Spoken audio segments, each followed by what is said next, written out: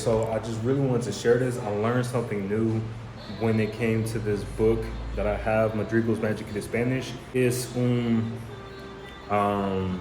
cosa nueva yo aprendí. Okay, so whenever you have words, like for past tense, for example, if you're trying to say a word in past tense, like you take that same verb, but you use the O at the end for others and use the E at the end for yourself. So a rule of thumb that she put, let me see if I can pull up the page. Okay, so like right here, E for me, O for others. So essentially what that means is you take the verb and if you're referring to yourself, like you did it past tense, you put the E at the end with the tilde. And with others, you put the O at the end with the tilde. So let me show you an example of what I'm talking about. If I want to say like a palabra como usar, verbo usar. Para pasado, yo dile, or yo hablar, use, yo use, I use, yo use. Pero si es en presente, like if it's in present tense, yo uso. And what got me tripped up before is because I'm always thinking, if I'm referring to myself, like I just said, yo uso, I always have to use the O. But what I'm learning is that if you're using past tense, you had to put the O for the other person or the other people as well. Okay. Uso. The difference is the O in the tilde. Uso. So it's not uso. Like, for me, yo uso. Usted usó. You see what I'm saying? Same thing for vote. If I want to say I vote, it's yo voto. Yo voto. I vote. But past tense is yo voté. Yo voté. Pero para una persona, otra persona, yo votó. No yo voto. Yo votó. Es casi el mismo, pero es diferente con la letra y el tilde. ¿Me entiendes? So that's kind of helping me get a better understanding because whenever I hear Spanish, whenever I hear the O, I'm thinking that they're referring to themselves, but it's also used in past tense, so you have to pick up on the pronunciation. Whenever there's a tilde, that means that that letter is emphasized a little bit more. That's when I said yo voto, or see, I'm messing it up. Yo voto, yo voto, yo voto. I vote. Pero if it's for somebody past tense, somebody else past tense, yo voto, yo voto. It's like I'm emphasizing the O at the end a little bit more than I was for myself in current. So yeah, this is helping me kind of tie things together. And again, if you don't have the book, it's Madrigal's Magic Key to Spanish. I'll leave the link in the description so you can go ahead and check it out for yourself. But this is very helpful for me to start picking up on these little details in Spanish. Mi cliente importó café de Costa Rica. My client imported coffee from Costa Rica. Tosté el pan para los sándwiches. I toasted the bread for the sandwiches. Mi amigo cultivó café en el rancho. My friend cultivated coffee in the ranch. ¿Votó usted esta mañana? Did you vote this morning? ¿Estudió usted la lección para la clase? Did you study the lesson for class or for the class? Roberto visitó un amigo en Cuba. Robert visited a friend in Cuba. Pequeño mono se calma. Pobre monito. Pobre monito. Hold on. Espérate. Tranquilízate, monito. Llora está bien. Llora está bien. Monito, ¿te sientes mejor? Happy. She's saying happy. ¿Te sientes mejor? Monito, do you feel better? The end. So it's currently about 10:21, and honestly, this house is a mess. I just put my daughter down to sleep, and I'm about to go ahead and start cleaning up the kitchen, dining room, and some of the living room, get this organized. But afterwards, I'm really excited for this. I'm gonna do about another hour of Spanish tonight. And I was able to find this book. I grabbed this book. So I don't know if you ever read it, but like read it in English, obviously, but this is Napoleon Hill's Think and Grow Rich. But cool thing is all of this is in Spanish. I already read this in English. So the cool thing is I could be able to read this book, and although I don't know all the words, I could be able to, you know, familiarize myself with the content, being that I already know it, and it helps me with my vocabulary and like sentence structure.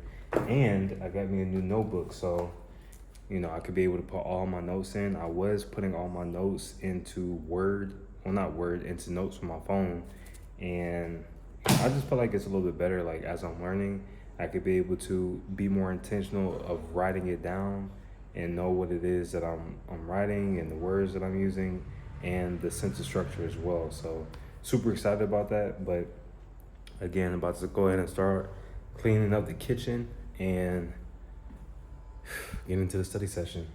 So might get into bed maybe like 1 o'clock, but super excited.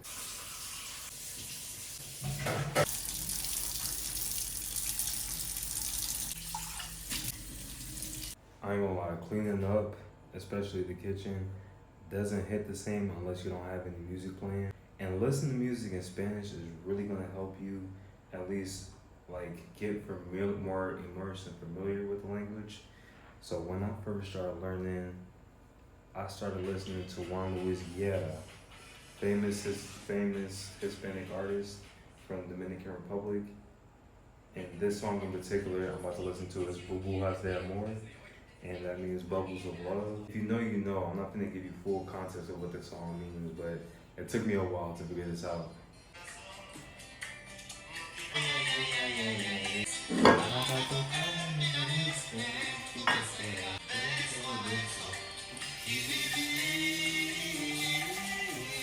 Honestly, one of my favorites by Juan Luis Guerra.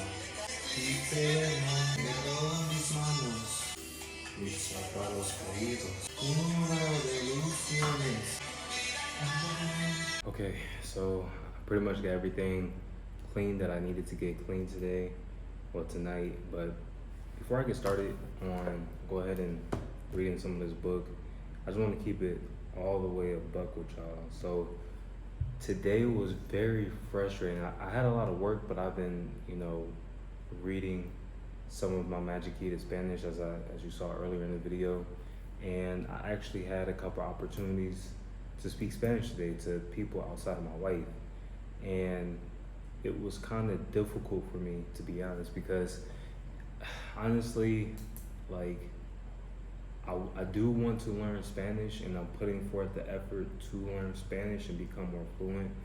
But you know, a day like today, it just, when people are talking so fast, you know, like when I had the opportunity to speak Spanish, like they're just coming at me so fast, and I'm trying to understand what they're saying, and I can't really find the words as well as I probably used to maybe a couple weeks ago.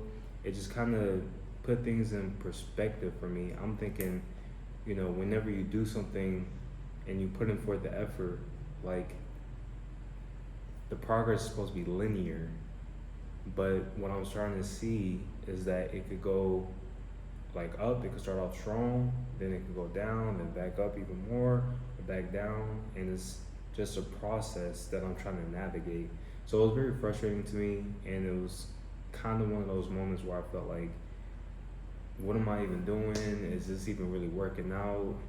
Although I am making more progress than I was before, is, you know, it's like one of those things like, dang, it's very frustrating, you know? So I say that to say, although I really don't even feel like, I mean, I'm excited, don't get me wrong, because, you know, I really, you know, love books like this to be able to, you know, it's a self-improvement, but I'm kind of in this space where it's bittersweet because I am excited to keep learning, but at the same time, the bitter part is am I really making the progress that I want to see? And although it's only been a month, I still have those feelings sometimes, like right now. So this is like one of those situations where motivation isn't enough, and it just comes down to straight discipline. Like whenever you don't feel like doing something, that's when you have to do it and go harder, and that's when it's going to put you over the hump. Same thing with like working out or whatever it is that you're trying to do. The times that you don't feel like it, you can't give in to those feelings and those emotions. You gotta go in and go harder. All right. So that being said, let's make it light. Let's go ahead and crack open this book.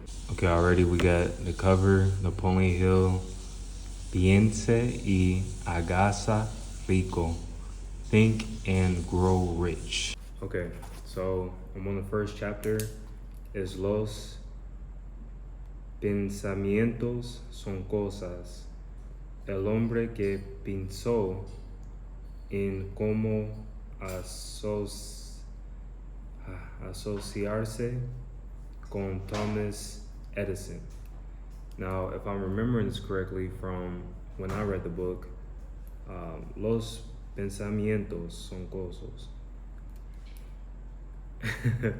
If I could take a wild guess, I'll think it means like thinking of things. Los pensamientos son cosas, like thinking of things.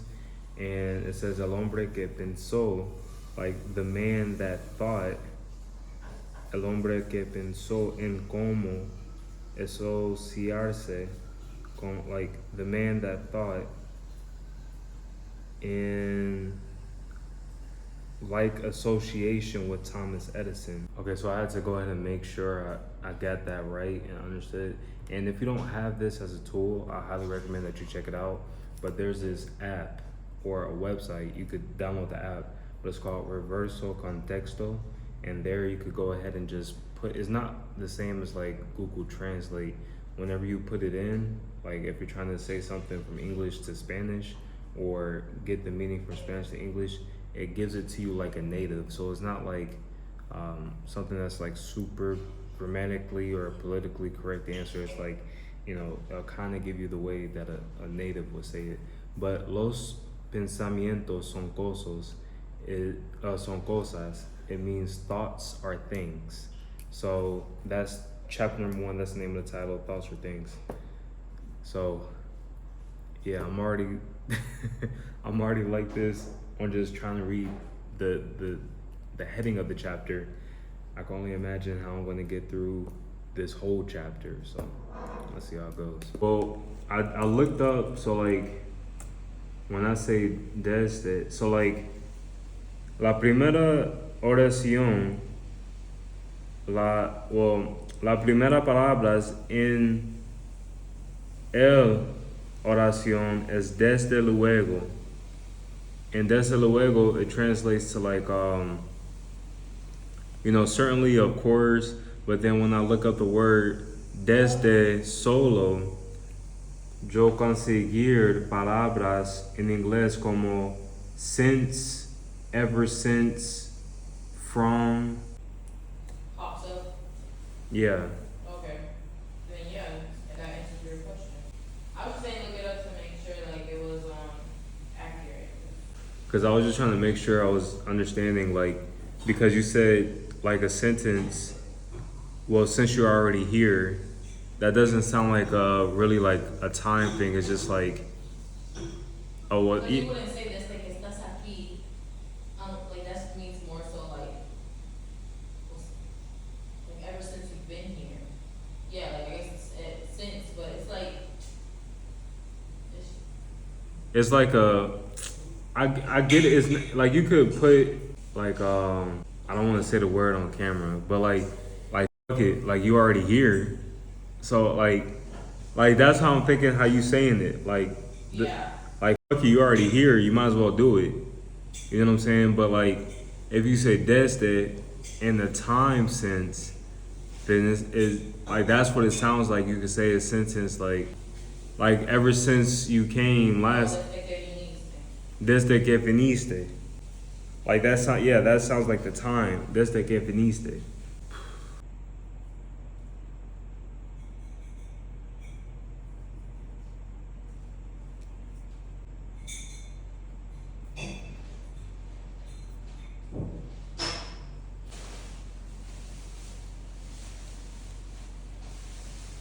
All right, so far I was able to get la primera oración. It took time, but I was able to get it. So I'm gonna read it out loud. Desde luego, los pensamientos son cosas muy poderosas cuando se combinan con tu exactitud del propósito, la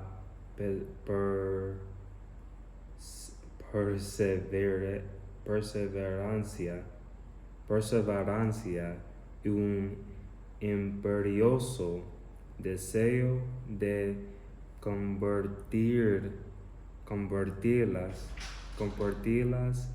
en riqueza o en otros objetos materiales. So, what I was able to get from this is basically, of course, things are powerful when you change like the way, or let me see, like things are powerful when you change the accuracy or like the exactness of the intention of the thing, and the perseverance and the deseo, so your perseverance and your desire, when you convert like your perseverance and desire will convert them into wealth. So those things have power, but is when you like change your mind, is when you go ahead and have them converted into wealth, like the energy into wealth and other material objects. Man, that is a lot. Like for me to just be able to get that one sentence, that's a lot. I mean, and granted, this is, even when I read it in English, it was a lot of, I won't say big words, but like maybe older words that aren't so common. So it might be the same thing in Spanish, but I don't know. I feel like this would be, I guess, a way for me to kickstart maybe a little bit more broader vocabulary. I don't know. But I'm gonna keep studying. I'm just gonna cut it off right here for the video for time's sake, and it's just so long. So if you like anything that I said in this video, anything that you liked about this vlog in particular, if you like to see the grind, the hustle, again, this page, this channel is purely dedicated for self-improvement, men who are trying to evolve into a better version of themselves. And I try to practice what I preach and bring you along the journey of me trying to be a better man and a better person that I envision myself to be. So go ahead and like, comment, and subscribe. Comment down in the comments what you would like to see next, or what you really like from this video, and I'll see you in the next one.